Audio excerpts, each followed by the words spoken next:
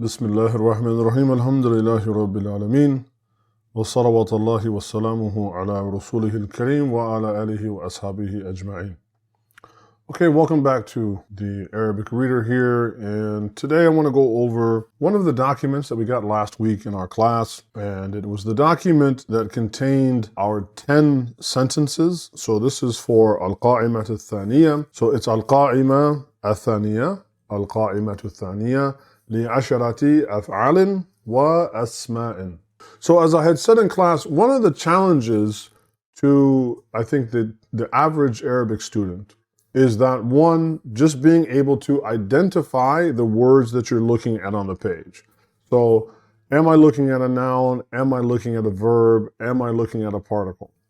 And so once we can begin to move confidently towards, I know what kind of word this is, what I like to call the three major food groups of all Arabic words, which is ism, fi'l, and harf, which is a noun, a verb, or a particle. Once we can confidently classify the word into that, then it makes it much easier to then look at the adjacent word, the word next to it, and say, well, is that an ism, fi'l, or harf, right? Is that a verb, a noun, or a particle?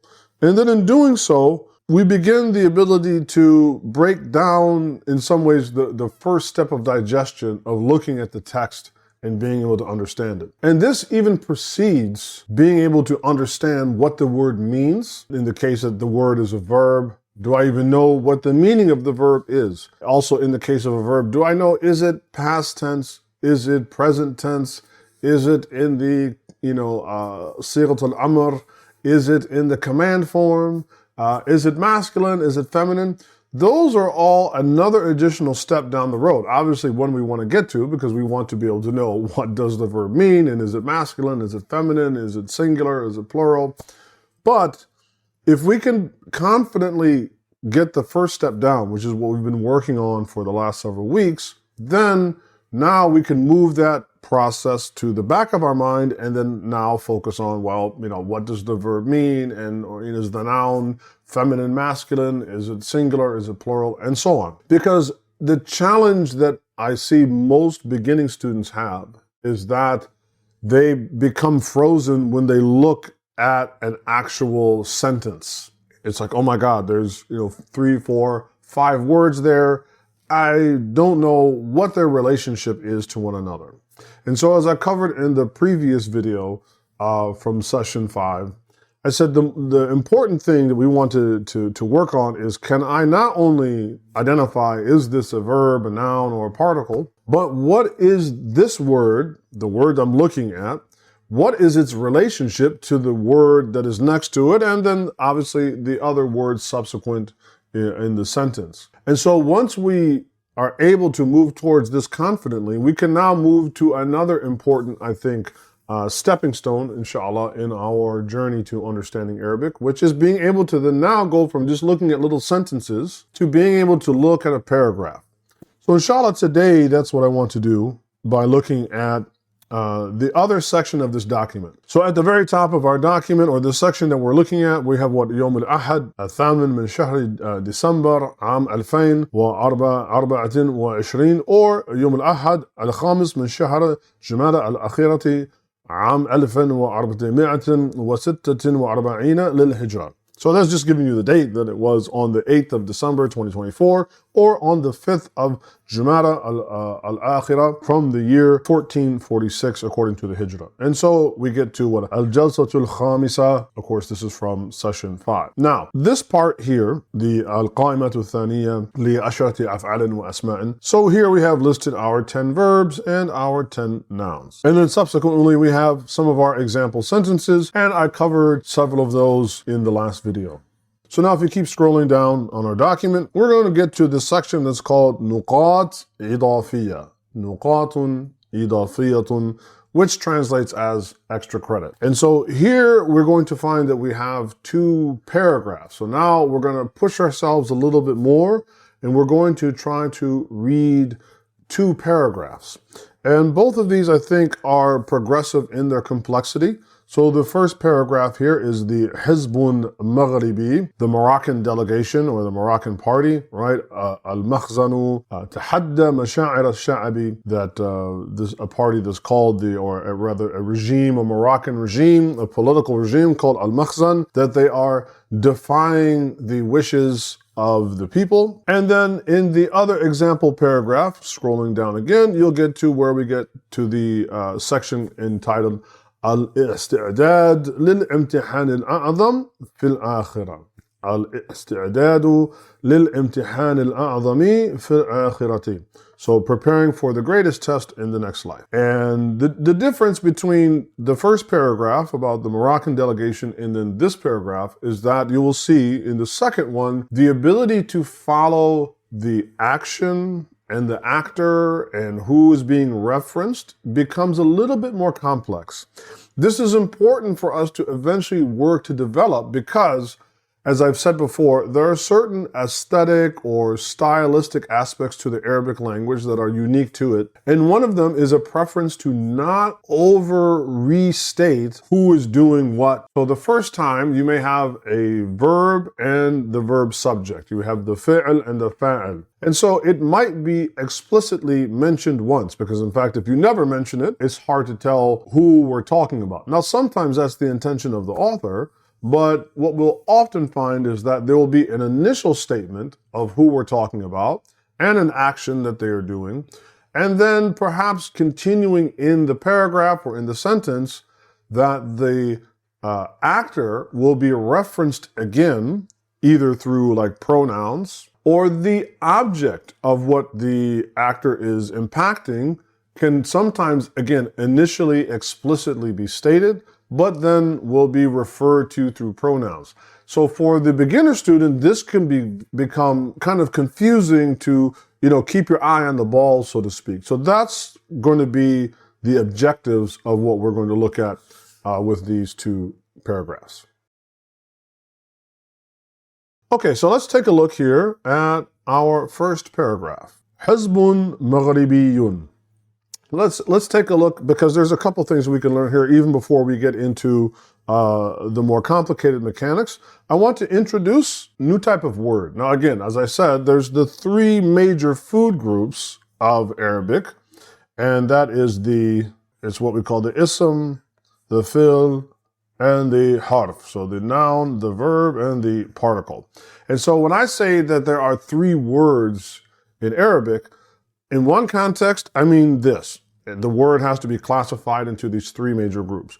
But then there are other kinds of words. And so what I'm talking about here is not a master group, but rather a kind of word. In the statement here, Hizbun, with our tanween, Hizbun Maghribi. So a hizb is a group.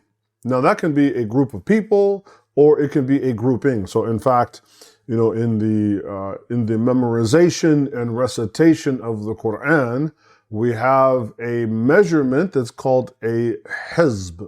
A hizb. So a hizb, though, can often refer to, right, again, a group of people or like an affiliation or a delegation. But the word that I want us to look at here is called al-Maghribi. Al-Maghribi, and technically al-Maghribiyun. So we have a shadda here. Now the word, as you can probably guess, is from Maghrib or al-Maghrib. Al-Maghrib, of course, is the balad. It's the country. Now, if we want to talk about not just the country, Morocco, right, al-Maghrib, but if we want to talk about, or in particular describe something as being Moroccan, then we have to make a kind of word that is called a nisba. Nisbatun. And as we go, I'm going to assume that you know where the tanween goes or where it doesn't go and that kind of thing in terms of when the word is, infinitive and when it is definitive. But for now, right? So the word nisba means a relational adjective, meaning that it's an adjective that relates to either a place like Morocco, or it can even be relational to a description. So for instance, we have al-Islam is the deen, but then its nisbah is Islami, right? Islamiyun. Islami is the nisbah of al-Islam.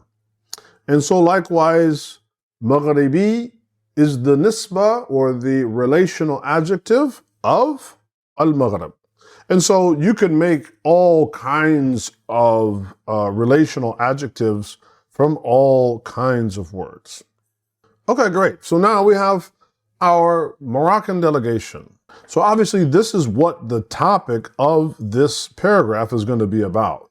So we have Hizbun Maghribi and then a colon.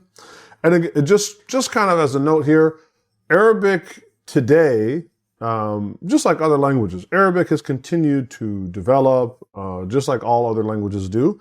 And so certainly in the modern context, modern Arabic has adopted many aspects of Western, and particularly English punctuation. So there's periods and commas and colons and semicolons and quotes and the like. In traditional and classical Arabic, Quranic Arabic, these punctuation marks don't exist, right? But just so you understand, that's why it's there. So al-Makhzanu, because we're talking about who? The Hizb Maghribi, the Moroccan party. So this is like the headline here. So this part here in bold is like our headline. So al-Makhzanu, and then after al-Makhzan, which we know is an ism, it's a noun, is also going to be the fa'il. It's going to be the subject in our headline here. Tahadda ma'ashira al-Sha'abi. So the action here is tahadda. So tahadda really means to defy, right? To defy or to stand against. The Makhzan regime, they're going to defy the Masha'ira al-Sha'ab. They're going to defy the feelings or the wishes of the people. And the word here, Masha'ir, with a kasra on our ayn, is the plural of mash'ar. Mash'ar means like a feeling. In Arabic, for instance, you can say, أنا أشعر بالسعيد. أنا أشعر بالسعيد. I feel happy. The word mash'ar is a masdar, right? It's like a verbal noun. And so it's associated with the action of having feelings. And so its plural is going to be built on the form of mafa'il. Mafa'il. And so we take our huruf asliya, shin, ayn, and ra, and we put it on the wazn of mafa'il, and we get masha'ir. Masha'ir. So again, masha'ir is the plural of mash'ar, meaning feelings. Feelings of who? Ash-sha'ab. Ash-sha'ab. And so I had given you the example down here and so the word sha'ab here is like the word qawm or nas. It's kind of similar to the word people, the other words in Arabic for people. You might also be familiar with the 49th chapter of the Quran, the 13th verse, in which Allah says, Ya ayyuhan nas, O people, inna khalaqanakum min dhakaran wa untha. We created you from men and women. وَجَعَلْنَاكُمْ شُعُوبًا وَقَبَائِلَ لِتَعَارَفُوا. And we also made you into shu'ub and qaba'il. We made you into peoples and tribes so that you would know one another. The word in Surah Al-Hujurat is shu'ub, which is just the plural of sha'ab. So that's the meaning of sha'ab.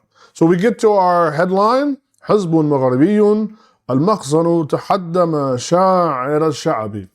Right, the Moroccan delegation is reporting that what? The Makhzan delegation is defying the wishes of the people. Okay, so now let's actually read our paragraph and see what they're saying about this.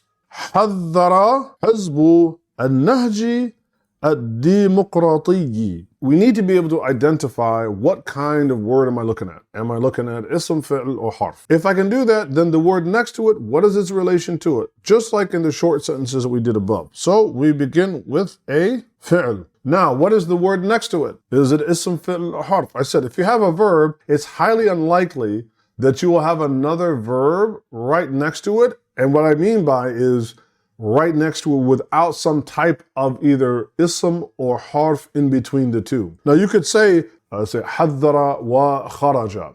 He warned and then he left. حذر ثم خرج. He warned, meaning them or something or someone, right? Then he left. That then or ثم, that would be permissible. But you're not going to have حذر خرج. You're not going to have two verbs directly next to each other without something in between them being either a harf, like wow, wa, or thumma, or something like that, or, either a noun that it's either acting on behalf of or it's impacting. You're just not going to have two verbs stacked like that. It would be saying like he ran, walked, or he ran, shouted, or he ran, left. It just doesn't make any sense. So that we have a verb, and then now we have a noun. Hizbu. And I put in here a few little hints to help you along. But let's see what we have here in this statement. As I said, in Arabic, nowadays we do use conventional Western punctuation. But don't let that fool you in terms of looking at what is broader happening in the sentence here. So we have ism, and we have ism, and we have ism. So what happens if we have three nouns? As we said, you're either going to have an idafa, or you could have a noun-noun type of phrase where one is the noun and the other is functioning as an adjective, a sifa. So here we have an ism of hizb, right? Again, a party or delegation, and political party or something. And then in quotes, النهج الديمقراطي. So al-Demokrati means democratic in Arabic. So what is Nahj? Nahj is like, you may have heard the word, I'll write it up here for you. You may have heard the word minhaj or minhaj or minhaj. A minhaj, for instance, is like a methodology. Now, some of you may know like the minhaj of Salafiyah, right? Which that's just all that it means is the Salafi approach to Islam, like the Salafi methodology. The word, minhaj itself, which means a path. It's the political party known as al-Nahj al-Demokrati. What are they doing? Again, they are not receiving the action, but rather haddara is acting on their behalf. It's acting on the behalf of this. And what kind of, as I've outlined here, what are we dealing with? We've seen this before, especially here, all over to here, is an idafa. So, Hizbun Nahji is our idafa. And therefore, our word, let me get rid of some of this to make it a little bit more clear for you. And so what we have is that Haddara is doing the action for the Hizb al-Nahj al-Demokrati. They are acting on the behalf of them. And so the word al-Demokrati is two things. One, it's our nisbah that we talked about earlier. It's our relational adjective to Demokrati, democracy. And so democratic, just like we have democracy and democratic, it is a relational adjective to democracy. And therefore, it is describing what kind, it is, the nahj here is a democratic nahj. So overall, our entire sentence here is an idafa, and this is the sifa of the mudaf ilayh. So, demokrati is the sifa of a nahj. And you'll notice that the word nahj is what? Mudhakkar. It is masculine, and that's why also our word here, al-Demokrati, our sifa is also masculine. If it were feminine, you would just simply add the ta'un marbuta on the end of it. So for instance, if you have the word sharia, many of you are familiar with it. You can say what? Sharia Islamiyya. Islamiyya. So instead of Islami, it would be Islamiyya, Islamiyyatun, by simply adding the ta'un marbuta onto the end of it. Okay, so now Nahj Demoqrati, this party, they're warning what or about what? Min, we know min is our harf jar. And then they're warning about what? Tashri', again in quotes. So we just got through mentioning that you have the word sharia. Also related to that is the fi'l sharra'a. It's built on the wazn of fa'ala. And its masdar, right? Its verbal noun is going to be tashri'. So Shar'a can mean something specifically to Islamic law, so that's why we're very familiar with the word sharia. But the verb shar'a actually means just to legislate. And so this is another important form here, very common. When you have a noun that is on the wazn of fa'ala, right, of our, like this, with the shadda in the middle, the formula for making its masdar is going to be taf'il. Taf'il is a very common form, a very common conjugation for nouns to take them from the verb. So, for instance, if you have allama, like Allah Ta'ala says, when allamahu al-bayan, He taught human beings, right, speech or language, that allama is on the same form of fa'ala, and therefore, if that means to teach, then ta'lim would be education. So we go from allama to ta'lim, putting it on the form of taf'il. Same thing with darasa, goes to tadris, and so on and so on. So this is a very, very common form. So tashri' means legislation. Tashri' min tashri'i, because harf jar. Nidami, nidam is like a system. Democratic Party here, the Nahj Demoqrati, they have warned against the legislation min tashri'i nidami al-makhzani. All of these are going to be taking the kasra, and let me just put our little blue marks here just to help you keep track of that marking because of our harf jar. So what is a nidam? A nidam can be several things. A nidam can be a system, whether that be a political system, education system, a healthcare system, a political system. And then it can also mean like what we will call a regime. So the nidam al-makhzan would be like the makhzan regime.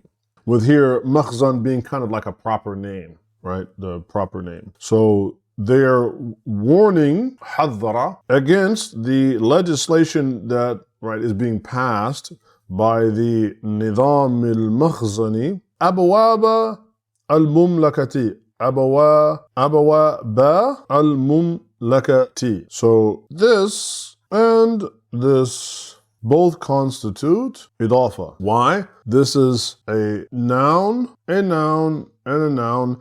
These two are indefinite nouns followed by a definite noun. They form a three-part idafa. As we said, you can have, not just two. Two are common, but you can have more than one. So the legislation of the regime of al-makhzan. Now, that sounds a little bit odd to say in a literal way, so we said the makhzan regime's legislation. So in some ways, you'll find in order to translate accurately and with sensibility, right, from Arabic to English, sometimes you actually have to go in the reverse word order. So we're accustomed to reading in Arabic, obviously right to left. So we have tashri' nidam al-makhzan. But you will often find the way that to make it make sense in English is to then translate it back from left to right. So the makhzan regime's legislation. So min tashri'i nidam al-makhzani abawa ba. So they're warning against this legislation coming from the al-makhzan regime. And the word abawaba, the reason that it is a fatha, because this word here, it's going to be receiving some action. The opening of the community. They're warning against the opening. So the word opening here is kind of implied, right? And so sometimes, again, in going from Arabic to English, sometimes there will be a few words that you will have to add, or the sentence structure will be a little bit different in order to make it make sense. Because if without leaving that out, they're warning against the doors of the country, well, that doesn't make any sense. Why would you just warn against the door? They're warning against legislation that's trying to open the doors of legislation. And you'll see it actually in the next couple words here, how that will make sense. So the word abawab, it's going to be receiving some action here. And this are idafa abawaba al-mumlakati, because again, this is mudaf ilay, so it has to take a kasra. Ama ma. Now, we had talked about last week about another kind of word we introduced called dhuruf, adverbs of two kinds. We said there's dharf zaman, the adverb of time, and then dharf makan, and the adverb of place. So in this case, it is dharf makan, and therefore we said what? It will take a fatha on the last letter unless it's being impacted by something else like a harf jar. So they're warning about, or the regime that wants to pass legislation to open the doors of the community, amama at-tatbi', right? For the purposes of, or for the sake of normalization. So here the word amama can take on almost the meaning of like the harf li, meaning like for the purpose of. So amama at-tatbi'i as-sahyuni. So this is going to be also, this is going to be a kasra, and because as-sahyuni is also, it is a nisbah. And so it is describing what kind of normalization. The word tatbi', so tatbi', this is the taf'il of tabba'a. So tabba'a means to make something normal. So tatbi' means normalization. Tabba'a, to normalize something. Tatbi' normalization. So this regime is trying to open the country to normalizing with the Zionists, or Zionist normalization. So tatbi' as-sahyuni. So as-sahyuni here is the nisbah, the relative adjective of Zionism. So in this case, it would be Zionist. Then we have alladhi, they or which or who. Ikhtaraqa is going to be our new verb. So here we're going to have a transition, and this is going to be our first major, I think, challenge that we haven't encountered yet. And so up until this point, we basically have had one verb. That is our verb, haddara, to warn. Then everything else has been about either who is warning or what has been warned or what is being warned about. So everything from حزب النهج الديمقراطي من تشريع نظام المخزن أبواب المملكة أمام الطبيعي الصهيوني. So far, all of that has been going back to just one verb, حذر, to warn. Now we're going to have a second verb, and this is where you have to learn to pay attention what's happening. So after الذي, when you get to this word, even if you don't know what it means, what you need to do is identify, is it ism, fi'l, or harf? Is it in one of the three food groups? If it is a noun, then how do you justify that? If it is a harf, how do you justify that? And even if it's a fi'l. So let's start from the last first, a harf, a particle. So that doesn't appear to be a harf, it doesn't appear to be any kind of particle. We haven't covered it yet, but this is how you would know. There is a masdar form of ifti'al. The verb is ifta'ala. So ifti'al is the masdar of ifta'ala. So you have many verbs that are built upon the form of ifta'ala. So you take, for instance, kashafa. You may have heard this verb, kashafa. There's also iktashafa. So kashafa means to uncover, and iktashafa means like to discover. So the masdar of iktashafa would then be what? Iktishaf. And so you make the masdar by adding that alif between the ayn and the lam of the root letters and slightly changing, right, the vowel pattern. So hopefully you can see, like in the actual wazn, everything gets a fatha except for the first two letters. So you have a kasra on the hamza, a sukoon on the first root letter, and then we add in the ta. The ta is harf za'id, the ta is added to the form, and then the last two letters of the root. So iktashafa is on the form of ifta'ala, and its masdar would be iktishaf. You would have that long vowel in there. However, in our word here, ikhtaraqa, we don't see the long vowel there, right? That's gone, that's absent from it. And so what we are left with, though, something that absolutely does match the pattern of ifta'ala. It certainly matches that pattern very well. So that's we can identify, this is a verb. This is a verb. If this is a verb, as we said, what? The word next to it, what is it going to be? Is it going to be a ism, which is more than likely, or is it going to be a harf, or potentially another verb, but there has to be something between two verbs, as we said, like a harf or something like that. So in this case, the next one is definitely not going to be a verb, and this looks like no particle, no harf that we've ever seen, so we can confidently say that this is some type of noun. Now, as we said before, two options. Either the verb is either acting on behalf of the noun, or it is impacting it. So we have our word kafa, kafatun. You may be familiar actually with the verse in Surah Al-Baqarah, in which Allah says, Ya ayyuhalladina amanu, O you who believe, idkhulu, enter, fisalmi, enter into Islam, kafatan. Enter into Islam, all of it, using the same word kafa, in this case, kafatan. The meaning of kafa can mean either something sufficient, or also it can mean when it's used in an idafa, when it's used in a noun-noun conjunction. The meaning of kafa can then imply complete or total or something that, penetrates everywhere. So, in our sentence here, ikhtaraqa kafata al-majalat. Majalat is from majal, which means an area or a field, like a field of study or work. So, the verb here is a new one that's going to, though, be acting on who, though? Who is doing the action of ikhtaraqa, which, by the way, means to penetrate, right? Like dakhala, but to penetrate something specific, not just to enter, but to penetrate something specifically, something that would normally be resilient. So you could say, like, اخترقت الطائرة حاجز الصوت. Plane broke the sound barrier. The حاجز الصوت, the sound barrier. So for a plane to break the sound barrier, right? As we know, the sound barrier is not easy to break. The air has to get compressed and on and on. You have to achieve a very high speed to do so. So this is something associated with the verb ikhtaraqa that is a little bit different than just merely dakhala. Like if you said, huwa dakhala al-bayt, he entered the home.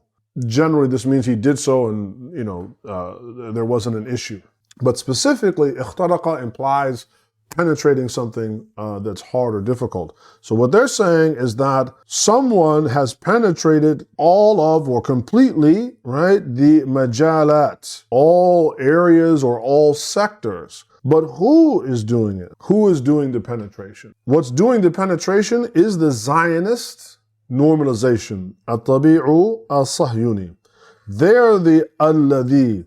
So alladhi is going to refer to al-Tabi' al-Sahyuni, and then they are then now also going to be the fa'il of ikhtaraqa. So kafat al-majalati is an idafa. So they have penetrated all sectors of the country. Well, we're talking about the abawab al-mumlaka. So we're talking about something that has penetrated all sectors of society. Now we have the harf of waw. We call this the waw of atif. Waw atif. Waw atif means something that's going to connect and carry action, description. It's going to carry on things that we're going. So we have here what? الذي اخترق يعني اخترق التطبيق الصهيوني كافة المجالات وبي.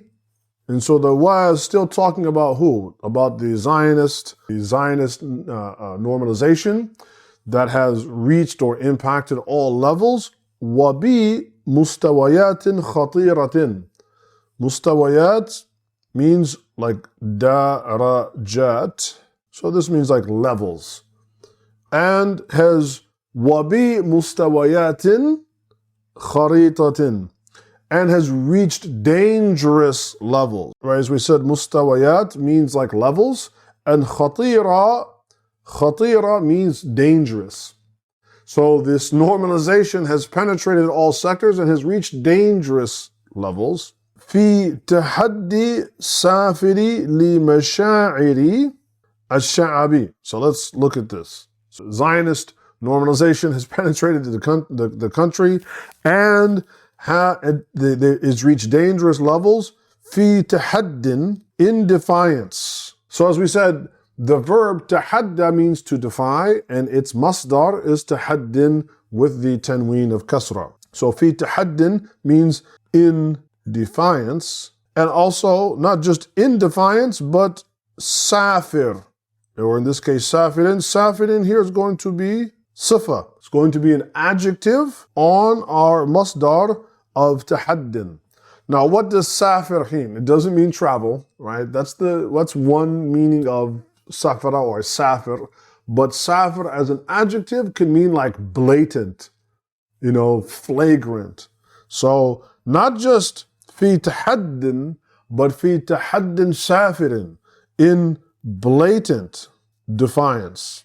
What are they defying? Li, harf jar, who is receiving, or who does this blatant defiance, who is it going to impact? The mashaa'ir. We've already talked about the meaning of mashaa'ir, right? The sentiments or the feelings of what? Ash-sha'ab, of the people. The people of who? Al-mumlaka, the people of the kingdom of Morocco.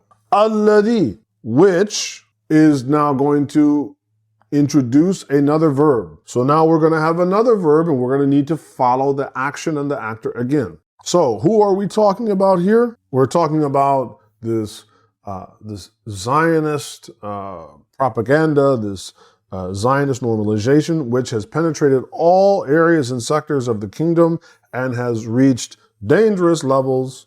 وَبِ مُسْتَوَيَاتٍ خَطِيرَةٍ فِي تَحَدٍ سَافِرٍ, in blatant defiance of what? لِمَشَاعِرِ الشَّعَبِ, in blatant defiance of the sentiments or the wishes of the people. Alladhi. Now we have, once again, alladhi is what? It's ism mawsul. It's the noun that is going to connect something together. What are we connecting? We're going to connect a fa'il and its fi'il. We're going to connect an actor with its action. So this is where I said the challenge is to pay attention and follow as the subject and the action moves around and changes. So we first talked about that there was a party that warned against this thing. Then we talked about that it was then the party being warned against this, or rather the regime, the nizam of the Makhzani. They're the ones that are trying to introduce this Zionist normalization. Then the action and the actor switched to the Zionist normalization. That did what? It penetrated all aspects of life, or everything in Morocco. Now, and it what? It penetrated all aspects of life in Morocco against the wishes of the people. Now we're going to alladhi yuwasilu. Who is doing the action of wasala, or in the present tense, yuwasilu? It's the people, because now the actor is going to be what? Al-Sha'ab al-Maghribi is going to be the people that is now. They are now the actor. They are now doing the action of yuwasilu. They are now doing the action of wasala. And here is their direct object, as you can see, who continue what? Nida lahu. The hu here on the end of nidal, this is the damir of huwa, right? That's the pronoun of him or it, masculine. And so the word is just nidal. So our word is nidal, and of course nidal lahu, because they are receiving the action of wasala or yuwasilu. They are the ones who are going to be doing this action of struggle that is going to continue. So wasala, right, where our word wasla means to connect, where wasala as a verb means to continue. Because in a sense, when you continue, you're connecting something to something else, right? You're continuing the action, so you're connecting the action. So yuwasilu nidalahu. Why is it nidalahu? Even though you could think of the word here as sha'ab, the people, from the perspective of ma'na, from the perspective of meaning, we understand that that's going to be a plural because it's a group. But from the perspective of nahu, ash-sha'ab is what? Mufrad. It is rad, meaning that it's what? It's singular. And so its damir is likewise going to be singular. You could, in some instances, say hum, like ash-sha'ab wa hum, if you wanted to. But because it is also grammatically singular, you can also refer to it in that way as well. So let's go back again. Alladhi now is switching the action to our people, right? Ash-sha'ab. And it's going to link them because it is what? It is the ism mawsul. Our people, ash-sha'ab alladhi yuwasilu nidala ash-sha'ab min ajli. This is a phrase, for the sake of. So they are continuing their struggle, their jihad. What? Min ajli isqat. What is isqat? So the meaning here of isqat is like to overthrow or to bring down, for the purpose of overthrowing normalization or countering normalization. So let's take a look at our word here, bi muwazati. This word is related to another word that we are familiar, mizan. We know this word, many of you are familiar with Surah Ar-Rahman, that mentions the mizan, or we also know about the Day of Judgment, that the deeds will be weighed on the mizan. And so the root of mizan and of muwaza is the root of waw, zay, and ya. So we get waza. Waza means to make things lay out in parallel, like lay out things flat or parallel.